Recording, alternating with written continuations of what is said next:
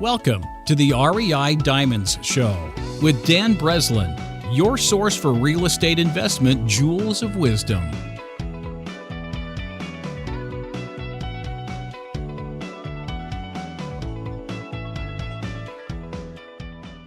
Welcome to the REI Diamond Show. I'm your host, Dan Breslin, and this is episode 179 on Motivated Seller Leads from Radio Advertising with Chris Arnold. If you're into real estate investing and building wealth, congratulations, you are in the right place. My role here on the REI Diamond Show is to identify high-caliber guests who specialize in building wealth, such as real estate investors and other industry service providers, invite them onto the show, and then draw out the jewels of wisdom, those tactics, mindsets, and methods used to create millions of dollars and more in the business of real estate. So on this episode, Chris and I debate the benefits of negotiating face-to-face versus closing deals over the phone. You know, virtual deals are immensely popular now in 2021. Advertising on the radio for motivated sellers and high-level masterminds. Chris has mastered the art of radio advertising to generate motivated seller leads in Dallas, Texas, and now helps other investors to do the same. Let's jump right in, shall we? All right, cool. Welcome to the REI Diamond Show. Chris, how you doing today? I'm doing well, man. Thanks for having me on. Excited to come in and add some value today. For sure. So it's always exciting for me, right? The weather's this obvious topic a lot of times on our show. I don't know if the listeners are sick of it or what, but I know that a lot of my listening audience is in the chilly Chicago, Philadelphia markets, and we're all looking out the window at snowstorms as we speak and canceled flights. And it always brings a different perspective when I ask the guest, like, you know, how's the weather where you're at in the world, Chris? That's a great setup, man. I love it. Obviously, I'm down in Tulum, Mexico, full time, and that's about hour and a half south of Cancun on the Caribbean side. And so I've been down here for about 3.5 years, and the weather's great. I have come to realize I do not need seasons. I am literally fine with sunshine every day. And if I want a season and experience that, I'll just travel to a season, but I don't need to live in them, is what I've come to know. Nice. Where was home, just for perspective, 3.5 years ago prior? Yeah, I mean, I was in Dallas, Texas, right in the heart of downtown, doing real estate. And again, that's still where we do predominantly most of our real estate is in Texas. That's cool. So I'm sure we're going to get into it in just a moment about, how you ended up there and part of how your business got there. It sounds like you're living that dream umbrella drink sitting on the beach in the Caribbean lifestyle that many real estate investors are sold at the seminars. But like you, and oddly, like yeah, no one else who's ever been on my show has ever done that, Chris. So like you actually are doing it. Yeah, man. I mean, I got into real estate, and again, it's the same thing. I think everyone says it. And I think the core value that drives a lot of us as entrepreneurs is freedom. But I think for a lot of people, they get in and they actually end up having less freedom than when they worked at just traditional 9 to 5. And so freedom was a key piece for me, and I was going to fight however long it took and however hard to make sure that I had freedom of time and freedom of location to really create a lifestyle business, because I'm an adventure guy. I'm a guy that gets replenished by being outdoors. I love being around people. And so I am not the guy that's going to wake up and grind it out every day. I just don't believe in that philosophy. Gotcha. Yeah, I used my freedom of location early on. I read Tim Ferriss's book, probably the year it came out, 4-Hour Work Week. And that's a great read. Yeah, it was like, oh my gosh, I could like organize the business. And I kind of did that early on, and I was in Philadelphia, and I was able to get the freedom of location and was able to pick up and then confidently move to Chicago, where I wasn't doing business at the time, and I still live, but so I could be near my daughter, who was like, in her teenage years, and it was to be a father, right? It allowed that freedom of location allowed me to like be a real father in my daughter's life. And now she's getting ready to head off to college, and I'm wondering what the hell I'm doing in this icy cold tundra. But that's a story for another day. I love you use the word tundra. Such a great descriptive word of cold weather. The tundra. Yeah, you're right. You're right about that. So enough of the stage. The stage is set. So you run COSA Investments. That's kind of what I think led in doing some background history there to kind of what your life is today and where you've become an expert, Chris. So do you want to kind of start with the creation story, how you got started in real estate, maybe how it briefly, the brief description of how it developed to what it is today, and then what you've gotten really good at doing? Yeah, absolutely. So I started 15 years ago, been in the game for a while. I started immediately once I got out of grad school. For me, I actually have a master's degree in theology. So, everything that I was trained and wanted to focus on was always the impact of people's lives. So social entrepreneurship is what attracted me. And so finishing up my degree, I was looking for a vehicle that would give me the freedoms that we talked about, right? Freedom of time and freedom of money and location. And so what seemed best at that point, being 25 years old, knowing really nothing about business at that juncture, was real estate, and I was like, that seems to be a great vehicle from what I see. So, I'm going to get off the bench. I'm going to get in the game. And so I got licensed as a real estate agent, smiling and dialing, calling expireds and FSBOs. I can remember those early mornings, pulling those lists. This was back before technology did that for you automatically. And so I went kind of the brokerage route. I still have an independent brokerage and built that up to a pretty sizable team. And then probably about 8-9 years ago, I started the investment arm to go along with the retail piece. And you know how it is, fix and flip, wholesaling, a little bit of everything above. And so at this point, it's a completely virtual platform. So we have no brick and mortar office, and we do all of our deals out of Texas. But I'd say that about 80% of our staff live in other states around the U.S. So not only do I have that kind of freedom of location, so does the staff as well. And I've got a great COO and a great leadership team that pretty much manage all of the day-to-day. So I have little actual oversight over that business, so I get to focus on some things I'm more passionate about. Nice. What are those things you're more passionate about? Yeah, about 5 years ago, I launched Multipliers Brotherhood. What the need that I saw and the thing that I wanted to fulfill was the fact that entrepreneurs doing what we do at the stakes in which we have to do them under tend to isolate and really not have one confidant or person in their life that they can open up to when the shit hits the fan. And so because of that, you see a lot of sideways behavior that comes out. You see substance abuse and alcohol abuse and extramarital affairs and so forth. And so what I launched about 5 years ago was a brotherhood for really the top 5% of the real estate investors around the country, creating a safe place where we could come in, grow our businesses, but at the same time become the best fathers, husbands, leaders that we could absolutely be, and knowing that we would not really become those things if we didn't have the right men in our life. So that business is what gets me out of bed every day. I love that organization. Yeah, it's pretty cool. As the listeners here have probably heard me say before, I struggled with, drugs, alcohol for a long time, and I got clean in 2005, and I stayed clean for a period of time, and I built my business, real estate. I got in 2006, around the same time that you did, Chris. And then, as I do see a lot of real estate people run into those same challenges, it's same freedom and sometimes the checks that come with commas in them.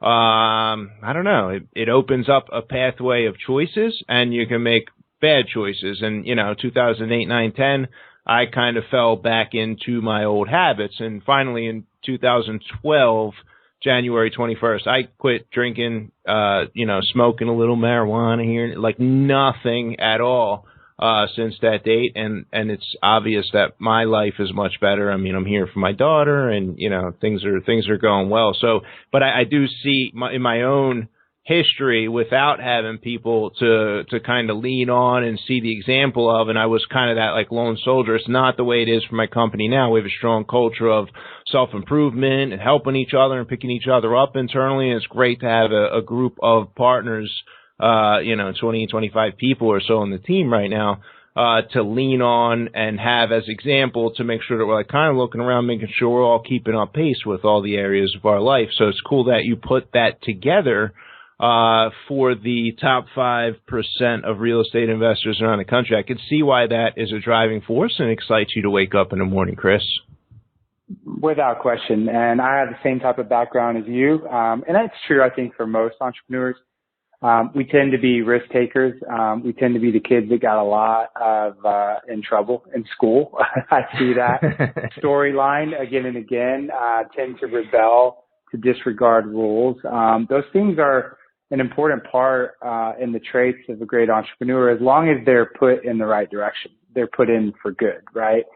And so, with that, I realized that, as much as these men need it, I needed it myself. And that, for me to think that I was going to get to the top of Everest by myself that's a delusion.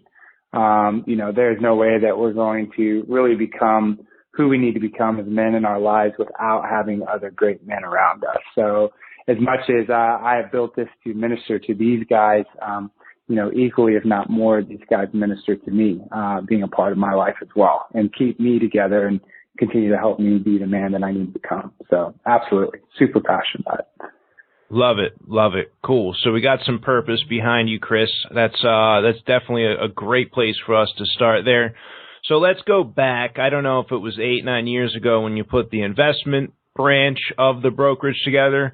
I don't know if it was before then or if it was after then, but I'm going out on a limb here, Chris, that somewhere along the line was an inflection point, and you went from, this hard labor of pulling these expired listings, and I don't think that's what led to the success you eventually started to have that maybe opened a door for you to kind of work virtually in 3.5 years and, the latter portion of your career's growth. What would you say was the inflection point, and what would you point to as, hey, this is kind of the thing that really made all the difference? Yeah, you're talking about where I really started to see growth and change and development. Yeah, I think it was a few things. Okay. It was when I really understood the value of coaching and being coached. I think, at this point, like as of today, I have about 5 coaches that I work with in my life. And so if you go back and look at the biggest changes and transitions, that was one. The other was hiring a true integrator and chief operating officer. When you get that, again, rocket fuel, visionary integrator relationship going as well, that created some major change. And then I think thirdly, from a perspective as a leader, to be humbled by the fact that there's somebody out there better at every job in my organization than I am. And stop walking in ego thinking that I can do it better and that it's my baby. And so as soon as I truly embraced delegation, truly embraced having, the right coaches in my life and the right COO, that's when things really started to change. So if I could go back, those are the 3 inflection points. Nice. Okay, cool. So what about when you started to scale your lead flow, right? You're calling expired still to this day, or you have a better idea? Yeah, so if we're speaking in terms of just scaling lead flow specifically, it would be about radio. So I'm the type of guy that's gone in and done literally every type of marketing channel that's out there. And I think probably some of the listeners know what that's like, because you're trying to find whatever is the best fit for you. But without question, and I've actually been doing it for 10 years, because I even started on the retail side before I flipped it to the investment side, was radio. And I like to call radio, the best way I describe it is the marketing channel that everyone knows about but nobody's using. So usually what will cross people's minds when I say this, and all I have to do is connect a couple dots, and it's like, oh, I got it, is number one, people will go, well, radio is old. And I'll go, absolutely, and so is your demographic. Because the problem is people confuse themselves as their avatar. And so you evaluate your behavioral style and say, well, I got a Spotify account or I stream music. But I'm sorry, people over the age of 50 do not do that. And the primary demographic for real estate investors across the country, without question, is over the age of 50. Those are the people that when we're going directly to seller that we're picking up a lot of our deals from. So if you understand that those people by nature still have the habit of listening to radio, they do not stream their music, that gets you literally right in front of the very people that you want to get in front of. And it's been completely overlooked all these years that I've been doing it. Yeah, and I mean, it makes sense. You know, people sometimes maybe would turn their nose up to it. I'm curious because I don't do the retail brokerage side, and I do know that there's some other people who advertise on radio in the markets that I am doing business, and they do a lot of retail brokerage. And I'm wondering, like, you know, economically, my radio ads, Chris, they didn't pan out, and I can't keep them going with the exception of, like, you know, one or two small radio stations. I can't keep them going because it really doesn't justify the cost. We're not getting the lead flow in. The cost per lead is too high. The cost per deal is too high. But I don't really have the other tool in the tool belt to, like, give a retail listing because that's not where we never developed the retail brokerage side. We strictly flip houses and kind of focus on that niche. What am I doing wrong? I can tell you a few things. Again, most of the people that I work with to set up radio, or even like ourselves, don't really do anything on the retail side. We're talking about using radio as 100% marketing channel for distressed seller leads to, again, do whatever you want, fix and flip, owner finance, etc. So a couple things I can tell you that's being done wrong for you or anyone else, and I see this again and again, is most people are going in and here's their process of buying radio. I see it. What you're going to do is call into your local radio station. You're going to ask to speak to a sales rep and you're going to ask for a media packet. And they're going to send over a media packet with the pricing of the stations, and then you're going to lean on that sales rep to give you a little bit of guidance, and you are going to pay pretty close to that price and feel good that maybe you got it 5 to 10% under. That would be just like me saying, I don't understand why I can't get investment to work because I go to my local real estate agent and I sit down and I look at the MLS with them, and then I go to buy properties, but for some reason I'm not making any money. And of course you're already laughing because you do not go to a retail agent to find investment properties. And you do not go to a rep and ask for a media packet to do radio. It is about as 180 backwards as it could be. So here's the process and what we do. We buy radio like we buy our real estate at a deep discounted wholesale price. I'm talking 25 to 50 cents on the dollar. And the way that we do that is we go in and we subscribe and get access to what is called Nielsen. I want you to just think Nielsen is like the MLS for radio. It has all the data and stats and statistics on each radio station. We pull a certain amount of reports, and based on those reports, we call a station and we tell them what they're worth. We tell them what they're worth based on how many people actually listen to that station, which we refer to as CUMES, how many people are over the age of 45, hour-by-hour reports, etc. And I'm telling you, stations are not used to this. They're like, I'm used to people just asking me for a media packet. These people are coming in packing heat on reports and coming in and telling us what they'll pay for it. So what I can tell you is most people are not making money on radio because they're just like someone going and trying to make money on investment property by using a real estate agent. Doesn't make sense. Yeah, that makes sense. Are there one or maybe two other mistakes you would say that people would make most often when trying to run radio advertising? Yeah, without question. They are choosing the wrong genre of station. They are not understanding that radio is meant for the avatar of people over the age of 50. So they're going to go in and look at a station and they're going to see, certain things like, wow, that station, based on the rep telling me is a super popular station. And you look at the station, it's like, oh, there's Taylor Swift and, whoever else on there, Bruno Mars, and, and the rep's telling you, man, it's a great station, it's super popular, gets a lot. But the problem is you didn't connect the fact that people over the age of 50 don't listen to Taylor Swift. They listen to classical music. They listen to old school rock, old school country. So people are literally going in and just choosing the wrong genre of station. I see this happen all the time. And so you've got, again, this isn't rocket science, but you have to understand that you've got to match the type of music to the type of person that you're going after. Yeah, and that kind of makes sense. And we did do that, I thought. We had it on the sports talk radio, which was usually like who watches baseball, right? Wrong. I'll tell you why that's wrong. So you want to focus on music because when it comes to sports and talk radio, yes, you are getting people that are over the age of 50, but you're dealing with an affluent demographic. People that listen to talk radio primarily do not find themselves in a distressed situation. I'm not saying that talk radio doesn't work, but the people that we are going after that are going to have a circumstance that creates a deal, I'm sorry, do not tune in and listen to whoever, Rush Limbaugh, Glenn Beck, or whatever, man. These are people that listen primarily to music. And so that would be another, again, you're asking me what mistakes I think were made. I'm just kind of pointing out some differences here on how we view radio and how we set it up. And you know as well as I do, every marketing channel out there works if you know how to work it. I know people that have built businesses off of text blasting, RVM, bandit signs, pay-per-click campaigns. It all comes down to you got to crack the code on the marketing channel. And so what we're talking about today is that radio is such a substantial marketing channel if you understand how to crack the code on it.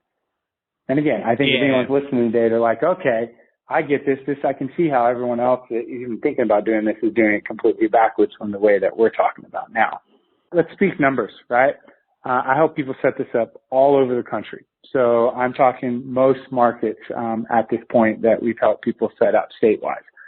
So what I can tell you is for the last 10 years of us doing radio, and I see this also for people that we do this with, is that they get a $3 to $4 return. So again, that's what matters on marketing. Again, cost per lead, cost per acquisition. Yeah, those numbers are great to look at, but the number we care about is what comes out the back end. And that is for every dollar we spend, how many dollars are we getting back in return? And so I can tell you for the last 10 years, we always land consistently between 3 to 4. And that's what I love about it, because when I did like direct mail, we were sending out 100,000 pieces of direct mail a month at one point. The problem I find with these other marketing channels is you get a very roller coaster effect on your dollar per dollar return. It just doesn't create a consistent flow of leads, and there's just things that come in and affect, what type of return we see on a monthly basis. Radio for us has just been tried and true. We always land somewhere between, on average, $3 to $4, and that's been that way year after year, and that's what I see across the country as well, which is great. If you can triple to quadruple your investment on your marketing channel, that's a good, healthy marketing channel to keep. Yeah, it has to be around there. Otherwise, it doesn't make sense. So we had number 1, don't pay retail for the radio spots. Number 2, choosing the wrong genre. What else am I missing as far as mistakes go, Chris? I think that those are probably 2 of the biggest mistakes, and then the third is going to be probably the ad. What we're doing is, again, I'm going to back that up and say this. What is being missed are the other 20 variables that need to align for you to create the stress seller lead. So we could come on radio and sell different products, right? You could try to, generate distress sellers. You might try to sell a product. I might be an attorney trying to generate leads. You have to understand that every industry has a certain way in which radio needs to be aligned. So the question you start to ask, let me just start from, do you run a 30-second spot or a 60-second spot to generate motivated sell leads? To get motivated sell leads, is it better to advertise on weekdays or weekends, mornings or evenings? Do you put a phone number or do you put a website address or do you put both on there? Unless you've split tested and begin to figure out that there's a certain way that those variables need to line up, you're going to miss the boat because it differs from whatever it is you're trying to sell on radio. So for instance, when I did retail, and in the beginning, as I mentioned, I got into radio tinkering on the retail side to generate listings. Those ads, in the sense of when they ran, all of those variables I just talked about were entirely different. And that's still underneath real estate. We're just talking about generating a listing lead versus a motivated seller lead that wants to sell cash. And it was that much of a difference. And so what I would tell you is those variables have to be lined up. And on top of that, you've got to be running the right type of ad as well. Gotcha. Now, do you find, you're doing this for some other people, with some people, coaching them, et cetera. Do you find that these variables are differing from market to market, Chris? Nope. It's the same set of variables. Interesting. We literally copy and paste the same set of variables. Interesting. Yeah. The only thing you might see is you might tweak the language in the ad a little bit, just depending on your area, so forth, in the sense of adding a certain level of, let's say, pizzazz or style based on your culture of your company, or, you know, the way that you understand maybe demographically how people in your area communicate. Again, people in the Midwest are a little bit different than people in New York, et cetera. But other than that, we're copying and pasting the same formula. That kind of makes sense. What this sounds like it's not a strategy for someone who's just starting out or flips a couple houses per year. You kind of have to be running the advertising. Nope. Okay. No. I will tell you that 80% of the people that we've helped set this up have been in the business less than 2 years. Here's why. Most people think that in order to get on radio, I'm going to have to start with a budget of 10 grand. Most everyone, and including myself when I started on my first station, to get on a radio station and advertise, we do the exact same formula. We advertise 100 times per month on a radio station. We start at 100, we end at 100, and then we just go buy another radio station and do another 100 ads. That makes sense? So most people are like, man, I'm probably spending $10,000 a month on, each station. Nope.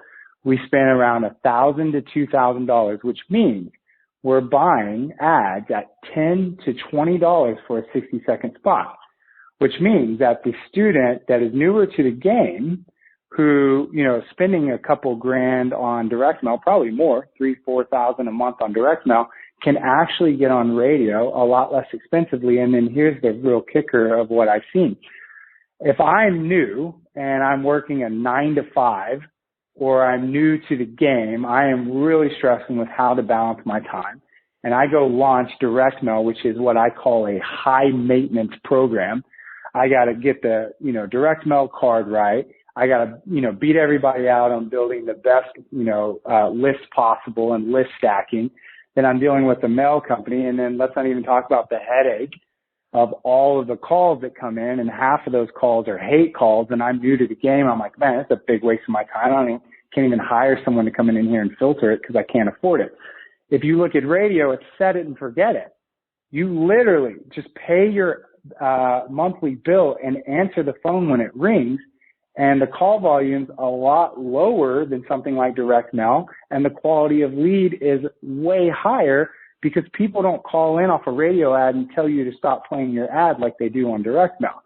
So what I have found is people that are new to real estate love it because it's low maintenance for them. It's creating an immediate call volume for them, and it's creating a good quality lead for them to be able to convert.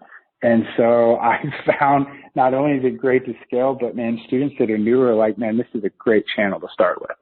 So I've students that literally like, this is the first thing they launch before cold calling, before ringless voicemail, before text blasting. It's crazy. Nice. How many leads do you expect for $1,000 a month? I mean, you're talking like 2-3 leads a month, 10 leads? Depends on, there's a lot of variables there. But let's just 100 say leads? An average station of $1,000 to $2,000 a month. You'd be generating, let's say, anywhere from, 10 leads to, maybe 30 leads a month, something like that. Super reasonable. Nice. Is this better in, in big cities with big radio stations, or is this better in secondary areas where not huge population? And if you lined up people that are in all of those markets, they'll tell you why they think it's better. So if I'm in a small market, I'll argue that it's true. If I'm in a small market, they're going to argue that my campaign is literally, sometimes it's 10% to 20% of somebody like me in Dallas. So they're going to look at my budget and look at theirs and go, dude, you are paying way more than I am because I'm in a small market. I like the fact that my budget will never be as expensive as yours to scale. Right? So, people in large markets will say, well, it's more expensive, but I love the fact that I have so many more stations to choose from. And I'm not going to hit a ceiling before you do because I could spend and get on literally, 20 stations in somewhere like Dallas, Fort Worth that has so many stations. And so I see the other side. So to be honest with you, like to answer you straightforward, it's a pros and cons. Do you want more supply and the ability to scale really high? Be in a large market. If you want super inexpensive, then go and advertise radio in a small market. Makes sense. Do you still run? Yeah. You still run real estate companies from the Caribbean completely virtual? You guys are still doing deals with these, right? You didn't just shut everything down and do the mastermind. No, we're doing deals 100% all day long. Nice. Yeah, for sure. As I mentioned it, my team runs the show, and they handle all the day-to-day operations. So do you guys actually do the living room, some boots on the ground where you're doing business and located in specific marketplaces, or do you do everything over the phone and like on a FaceTime call now at this point? The main thing we have is boots on the ground is we have an in-house runner and inspector. So the way our process works is, lead will come in. The again, we have a calling assistant that will screen the call because we don't send anything to our acquisition managers that's not warm or hot. When the acquisition manager gets on that call, if that looks like a viable deal, what they do is they actually send out our inspector. So they're setting an appointment for the inspector, not themselves. And the inspector goes out, does a report, does all those type of things, brings that info back, and then we negotiate. And the reason we do that is we negotiate once and we get it right. So again, the other model is just tie it up and then get into doing price reduction. What we prefer to do is actually get it right the first time. But because we have that, I have acquisition managers that are not in Texas. And so they can contract over the phone because we have an inspector that can go out and see the property and send them back reports and pictures for them to do their evaluation. So the AC manager doesn't necessarily need to be in town there. I'm just trying to wrap my mind around it. It's a big topic on my mind too, Chris, because like here we are in the second surge of COVID right now as we record this. Hopefully it dies down a bit by the time this episode goes live. But we, like many real estate investors throughout the country, we tried to make this like quick and immediate shift to doing everything like nearly virtual. And we did a handful of deals, but it was like nowhere near effective as us showing up and doing business face to face. Have you attempted any of that completely virtual experiment? And if so, have some results to share? Yeah, we do most of our stuff virtual. We did that pre-COVID. Again, there's two models. I will not argue that you will have a higher conversion ratio if you go belly to belly, eye to eye with someone. There's no question about that. But the other thing that you have to look at is the scalability of, your company's ability to close over the phone. So what I would argue, and this is what we find when we're doing deals in Dallas, Fort Worth. And again, I let my acquisition managers choose. I do have, one that's in Dallas. He's a little bit older school, and so he prefers to go out on the appointment. So that's fine. If he wants to do that, great. But the other ones that aren't even located in Dallas, they don't even have that option. And so what I have found, though, is some of my top producing acquisition managers will tell you, you're not going to put me in a car and sit through traffic and know that at max I can go out and pitch, 2-3 appointments in a day because of drive time, particularly in a Metroplex where, one's 45 minutes this way and 30 and so forth. And you get worn out when they could literally sit on the phone and tie up contracts over the phone. So what I'm telling you is it becomes a debate of, one creates a higher conversion, but the other one is more scalable. And so that's where the debate comes in on, do you want something you want to scale, or do you want to stay nimble and small and get everything you can out of everything you got and go face to face? So I don't think it's right or wrong. I think it comes down to preference on how you want to run your company and your systems. And where we've landed is we've just given our acquisition managers a choice. If you prefer to lock it up over the phone and that's your game and that's how you're going to do it best, then do it. If you feel like you need to get out there and get belly to belly, you can go do that. And so that's where we've landed by allowing them to choose. Gotcha. And you guys are in one market, or have you started kind of scaling out using that model beyond forgive me, I think you said you were in the Dallas, Texas market. Dallas. I don't remember if there were. Okay. Are there any other rather than markets? rather than going to other markets, meaning like in another state, we just continue to expand our radius. So again, virtual wholesaling is great. I've got buddies that are in numerous markets. My overall philosophy, and again, it's just preference, it's not right or wrong, is, first we could go an hour outside of Dallas and service that with our buyers list, right? Then we could go 2 hours. And now I think we're probably up to like a 3-hour radius of Dallas. And again, that's a lot of homes, man. You're talking about millions and millions of homes in the 3-hour radius of Dallas-Fort Worth. So when you say we go into other markets, yeah, technically we're in other markets, but we're just doing it by expanding our radius rather than jumping to, hey, I'm going to go now do deals in, San Diego, California.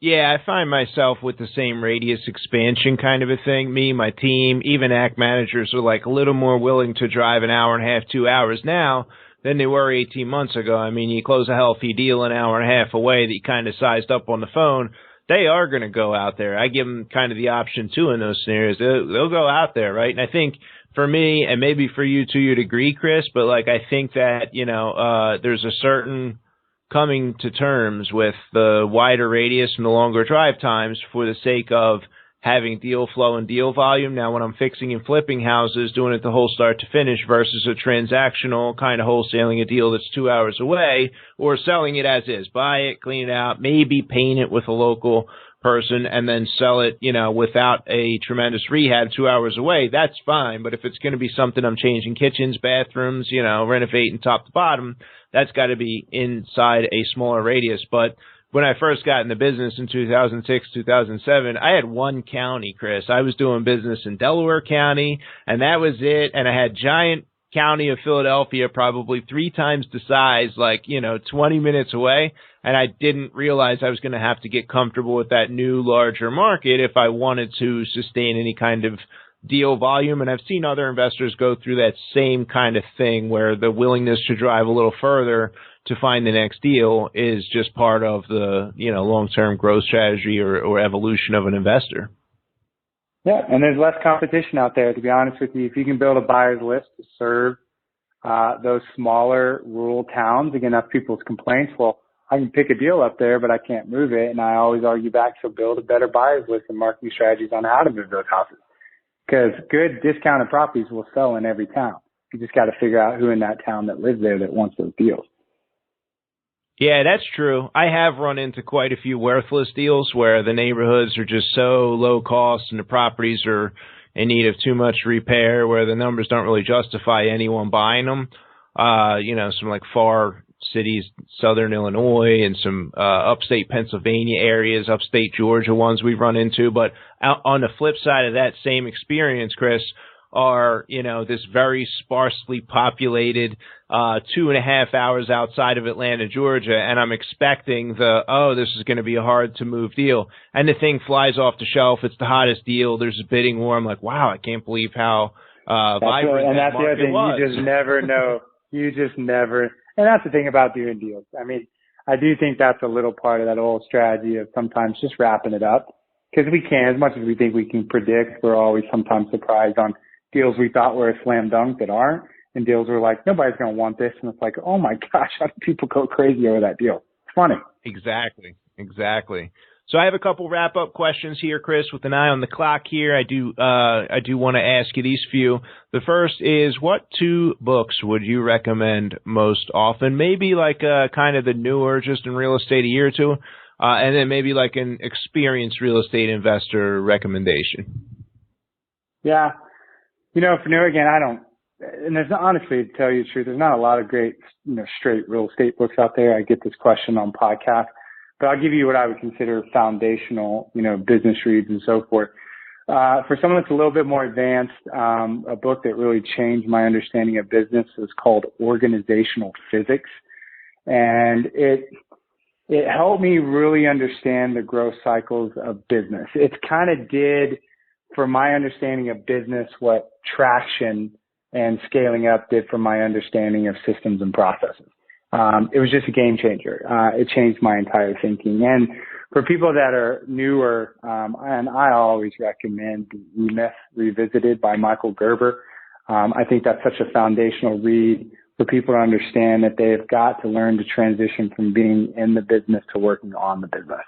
Because I see people get so stuck in the business and never really, take themselves from being a real estate entrepreneur to an actual business owner. Perfect. I am going to get organizational physics, and I've read E-Myth, but I'm looking forward to checking the other recommendation out. So, Chris, this is the REI Diamond Show. It's all about the jewels of wisdom, hence the diamonds. That said, let's talk about the crown jewel of wisdom. Is there one thing you'd share with your younger self, maybe one thing you wish you knew then that you know now? That's a great question. If I could go back and talk to that guy. I got to be honest, and I mentioned it a little bit at the top of the show because it's been such a life-changing understanding for me.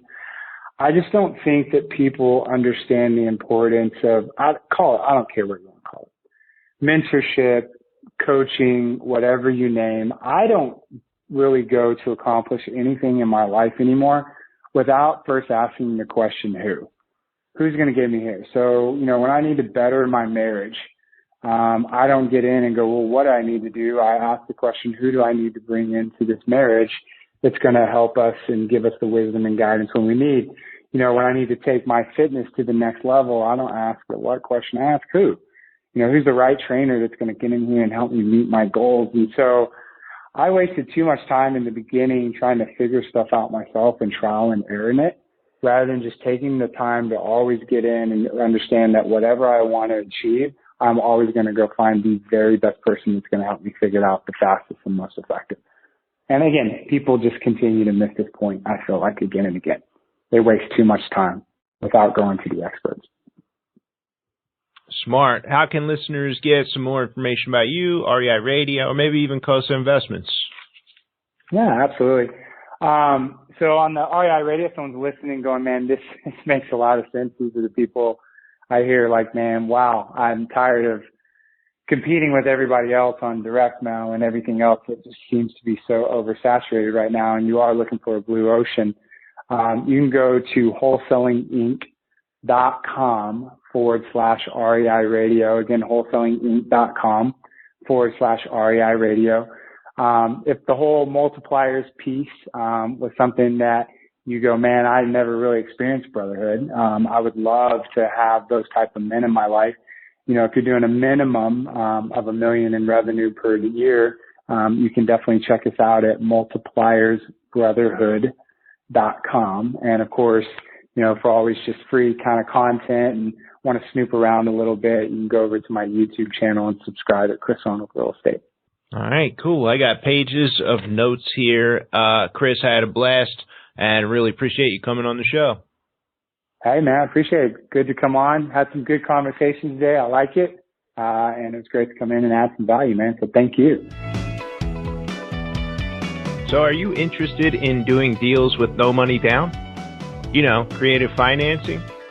Sounds like a good idea, right? Then you might consider diving deeper into the mortgage note business. The mortgage note business is the creative financing strategy in real estate. First, negotiate no money down deals with sellers. Then find a buyer willing and able to put some money down and continue making payments until the deal is paid off, with a profit for you in between. And one of the things with creative financing is that you can sell properties for much higher prices using creative financing. So here's an example. I bought a package deal a few years ago, and as part of the package, I think there were 5 houses that I really wanted because they were in the right area, and there was a 6th house for $20,000 not in the right area. That house that I had to buy for $20,000 as part of the package, it was worth about $20,000. And I tried selling the house on the market for $20,000, plus or minus, leaving the room for the commission, but to no avail. The house did not sell. So I removed the listing and I wrote a Craigslist ad offering that same house for $45,000. And this time I added creative financing. So the deal sold for a price of $45,000 with $8,500 down and $443 per month for 10 years. So the deal was off my plate, collecting payments. Now, if the deal runs all the way through the 10 years, I'll end up with a total of $61,660 on a deal I couldn't sell that I had to buy for $20,000, which amounts to a profit of $41,660. Not a bad deal on a deal that I couldn't even sell to break even, right? So what's the best way to learn about creative financing, no money down deals, and the mortgage note business? Well, you're in luck. My friend Brian Lochner is hosting a full-day virtual workshop in a few weeks on exactly that topic. And normally this costs $97 to attend, but as an REI Diamond Show listener, you can attend free when you register at REINoteschool.com. This class is a full day of content, tons of examples of real deals, and of course many of these deals are the crowd favorites. No money down and extracting a nice chunk of cash up front, followed by years of additional payments. So go check the schedule and sign up at REINoteschool.com. Thank you for tuning in to the REI Diamond Show.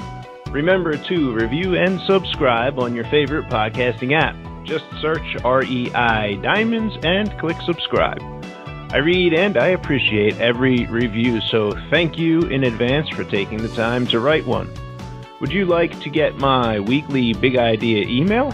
In that email, I provide the most valuable jewel of wisdom that I discovered during the recording of the most recent episode. Sign up at reidiamonds.com. At that site, you can also access the 182 episode archive organized by category. The long-form gold category is a particular favorite of mine, featuring long play episodes not limited by time, which take an even deeper dive into the topic and the guest's wisdom. Again, that website is reidiamonds.com. In 2020, my house flipping business, Diamond Equity Investments, bought and sold 283 houses. So far this year, we've closed out 27, and we have 116 more in our inventory, either under construction or under contract and waiting to close. That said, here's how you and I can do business. Number one, if you're interested in having access to real estate deals that you can buy, fix, and flip in your desired market, go to www.accessrealestatedeals.com. Number two, if you're an accredited investor interested in passively investing in my private mortgage investment opportunities, go to www.fundrehabdeals.com. The average deal pays 2 points and 10% interest. And number three, last but not least, I am always buying houses that I can fix and flip, as well as occupied apartment buildings with below market rents. If you have a deal that fits that description in either Atlanta, Chicago, or the Philadelphia region, please send me an email with the details. We are at the conclusion.